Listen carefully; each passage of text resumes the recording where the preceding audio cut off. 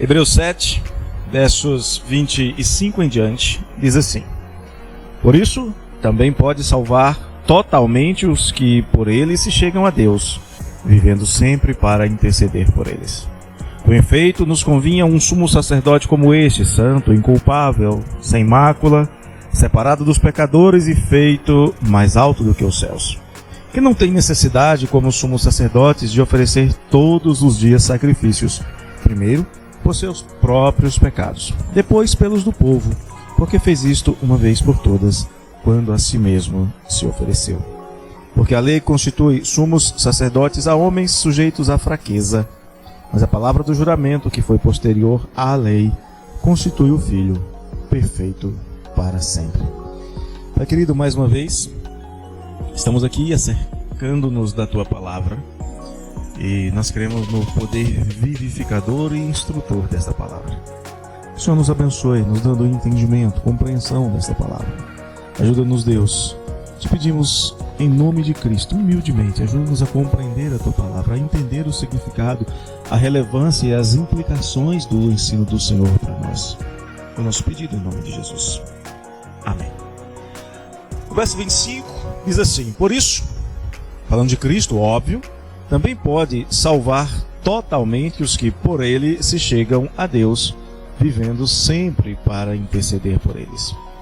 Talvez quando criança você já tenha passado pela experiência de merecer uma punição, por ter feito alguma coisa errada, por ter sido pego numa falta, e de repente você se lembra que você foi sabendo que ia receber a punição, sabendo que a disciplina era certa, você é surpreendido com uma frase mais ou menos assim: olha, dessa vez passa, mas se você fizer de novo, e depois desse de novo vem 3 milhões de reticências.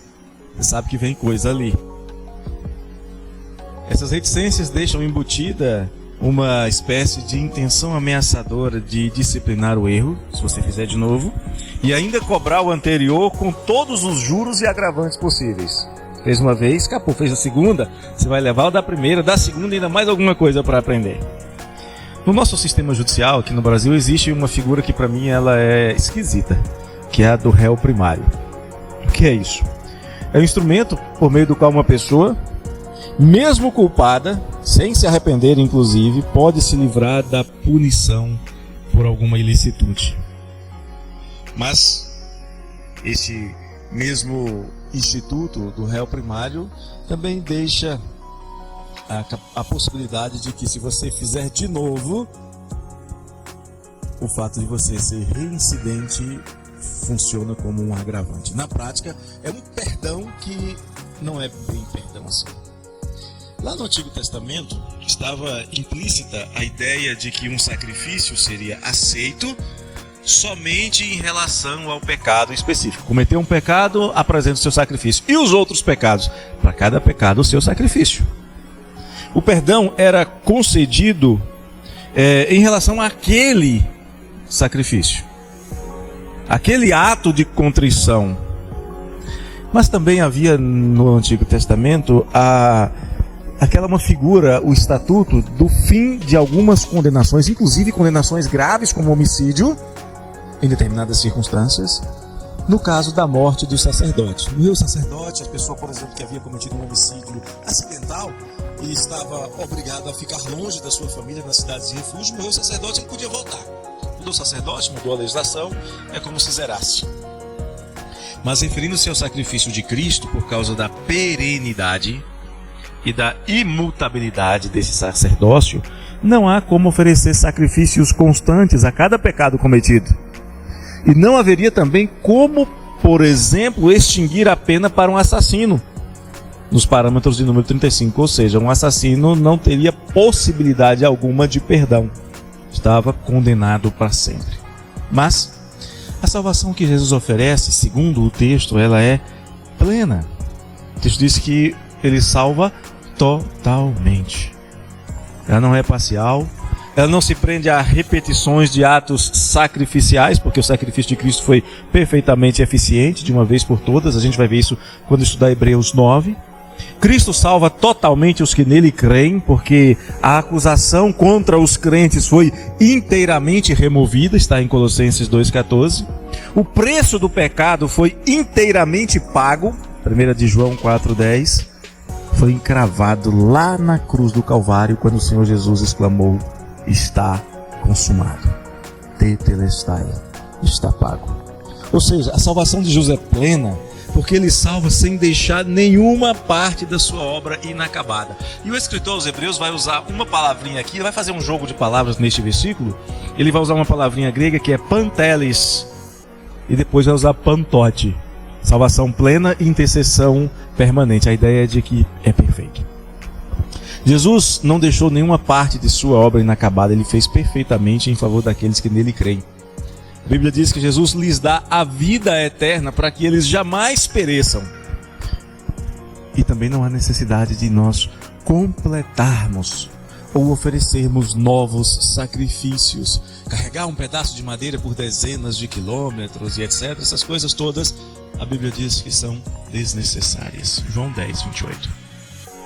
Mas a intercessão de Jesus, a sua salvação é plena. E a sua intercessão é permanente. Não há um segundo sequer que o Senhor não interceda pelos seus por toda a eternidade. Outra característica do ministério de Jesus é esta: ele não deixa os seus discípulos sem a sua intercessão. Os sacerdotes tinham naquela época uma agenda de sacrifícios. Ofereciam sacrifício todos os dias, eles intercediam por si mesmos e pelo povo uma vez por ano. E de tempos em tempos havia uma espécie de lacuna no sacerdócio. Um morria e era necessário que um próximo assumisse. Havia, mesmo que por dias, horas talvez, havia uma pequena lacuna. Mas o sacrifício de Cristo não. Ele é ininterrupto. Não existe lacuna temporal causada pela morte. Ele intercede permanentemente.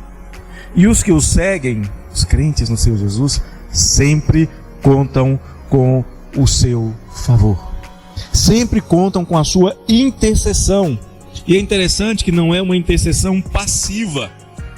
Não é preciso, como era no sacerdócio antigo, que o pecador chegasse até o sacerdote e dissesse: oferece um sacrifício por mim.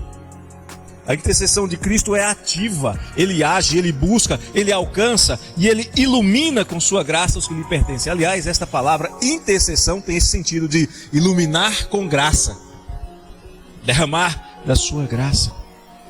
Então, a primeira coisa que nós aprendemos em relação ao verso 25 é que a salvação de Jesus é plena e a sua intercessão é permanente. Passemos agora aos versos 26 e 27.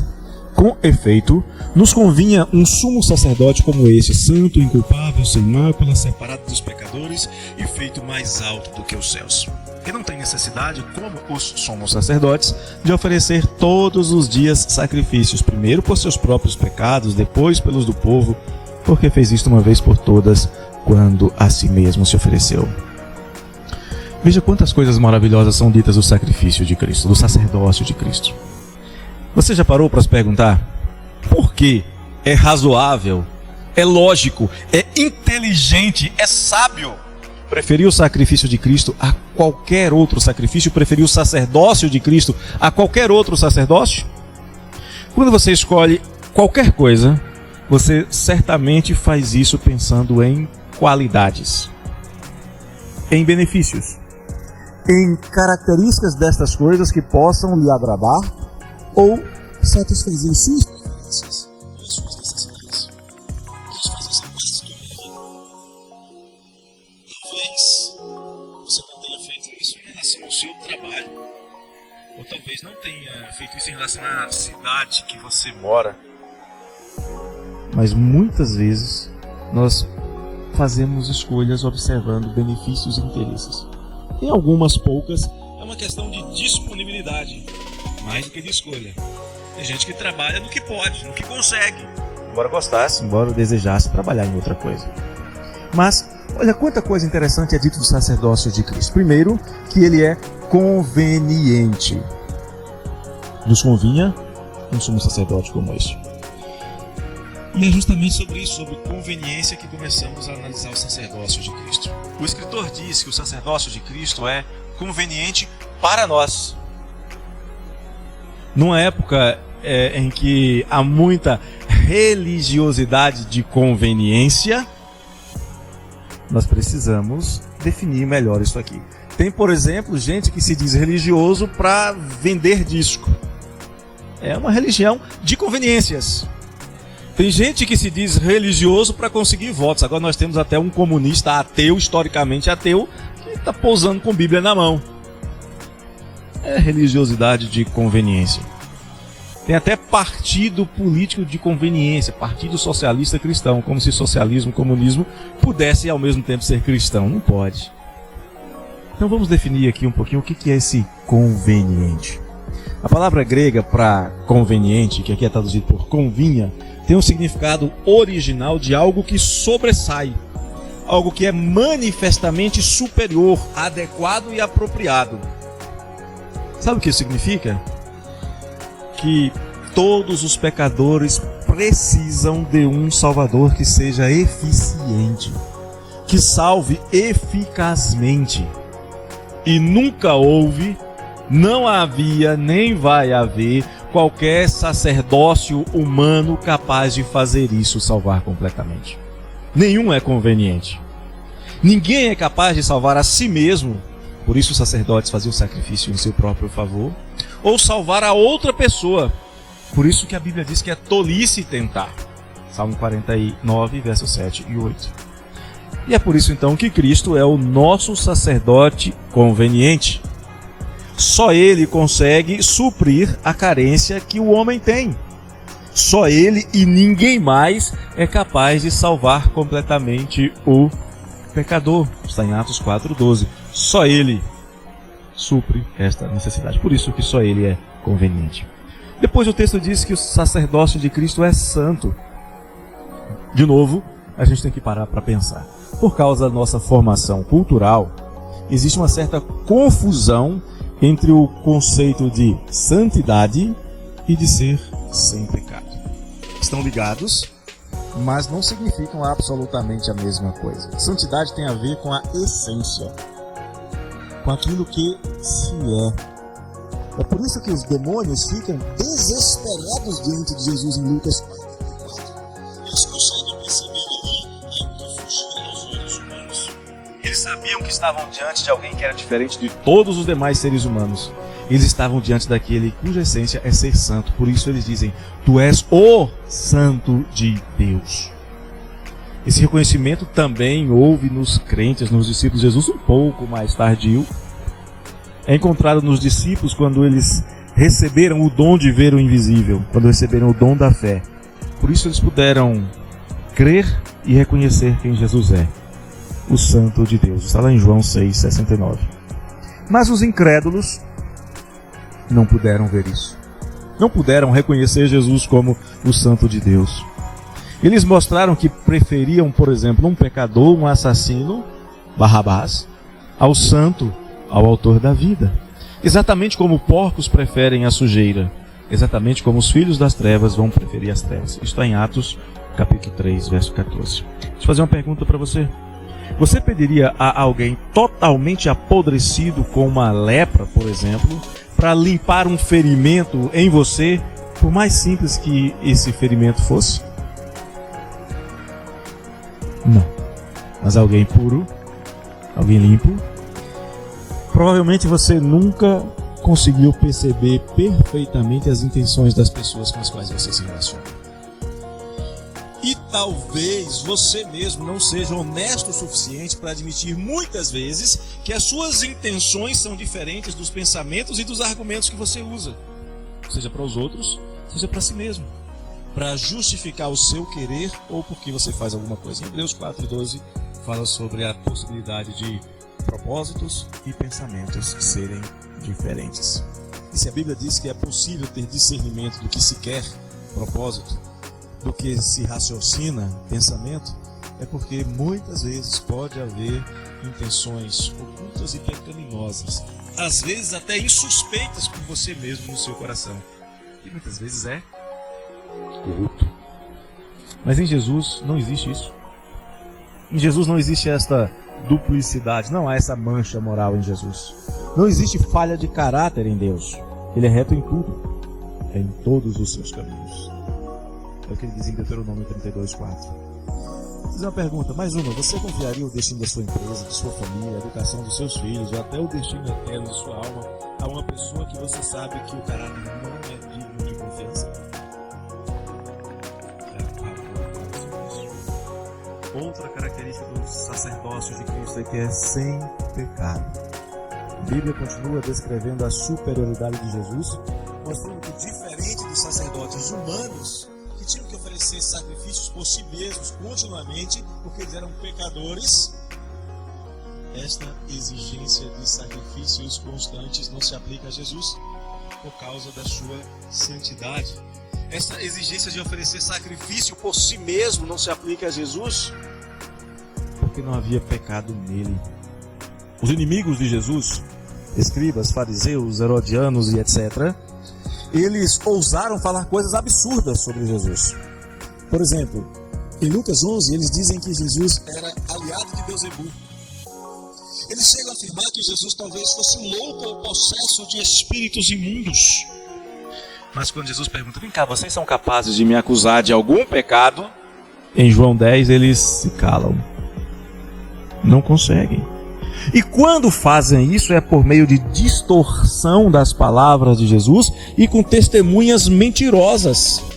Mateus 26 fala disso.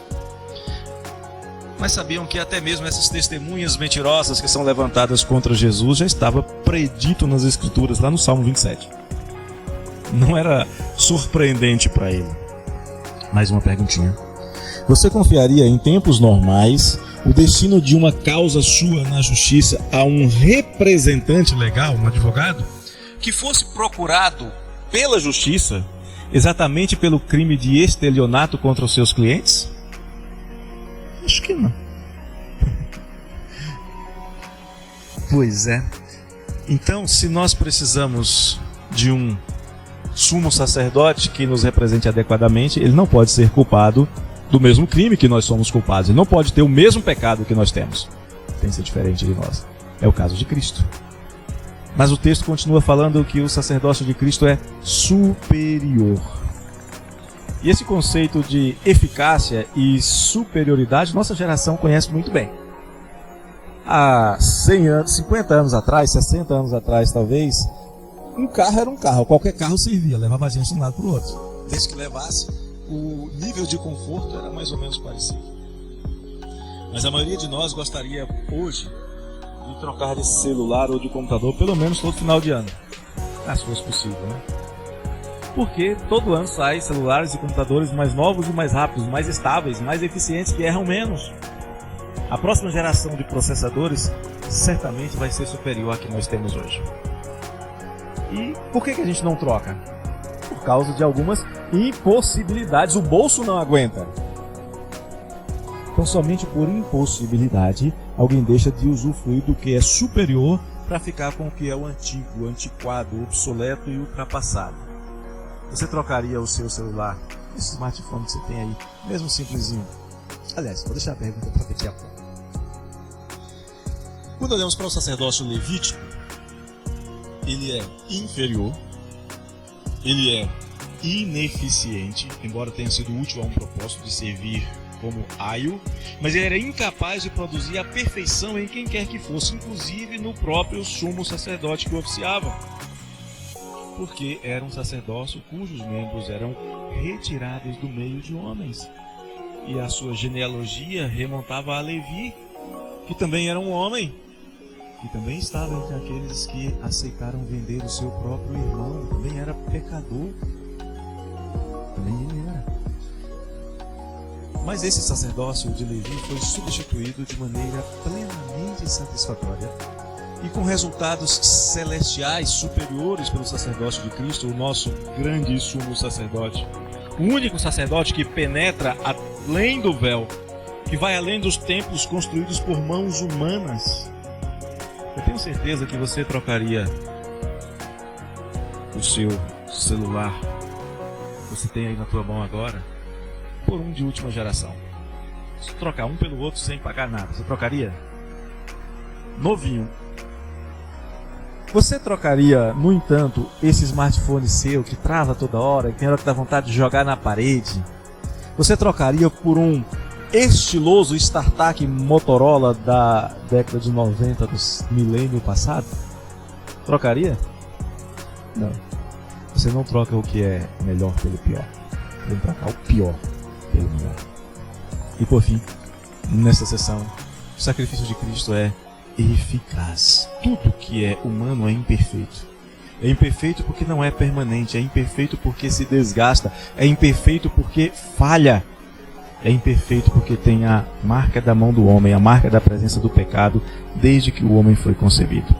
Todas as obras dos homens, mesmo aquelas que parecem mais perenes, mais bem feitas, elas carecem de manutenção e carecem de reparos ou carecem de substituição. Qual é a obra humana mais antiga que você conhece? Talvez as pirâmides? Elas estão deterioradas. O sacerdócio levítico precisou, ao longo do tempo, de correções, de disciplinas, até que chegou ao tempo da substituição. Mas isso nunca vai acontecer com o sacerdócio de Cristo.